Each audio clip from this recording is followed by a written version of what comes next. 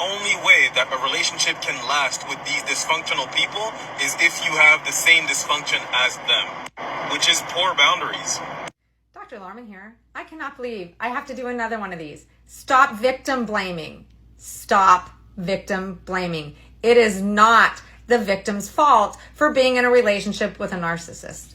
Now, if you know anything about narcissists, you know that they don't go into the relationship blasting their NPD out and about. Narcissists are good. Narcissists gaslight, narcissists mindfuck, narcissists manipulate. Just like the frog in the frying pan, where the heat is turned up very slowly until it gets too hot and it's too late for the frog to do anything.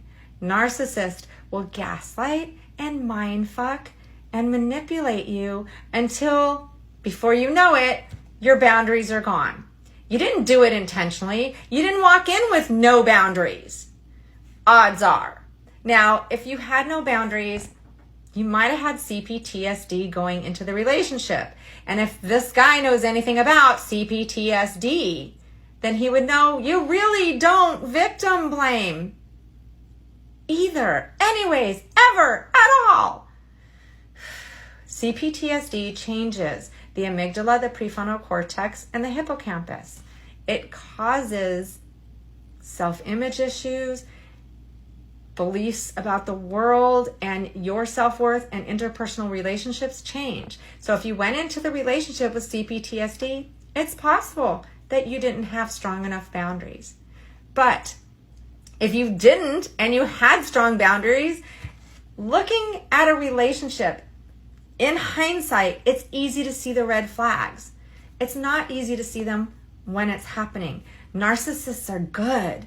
Again, they're not going to blast their NPD in the beginning. They're going to listen to you. They're going to mirror what you want. They're going to throw in those red flags, but in context, they seem fine.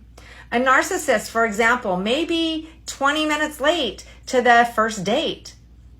It's kind of rude or inconsiderate, but maybe they have time management problems. Now, knowing it's a narcissist, we now know that's a control tactic.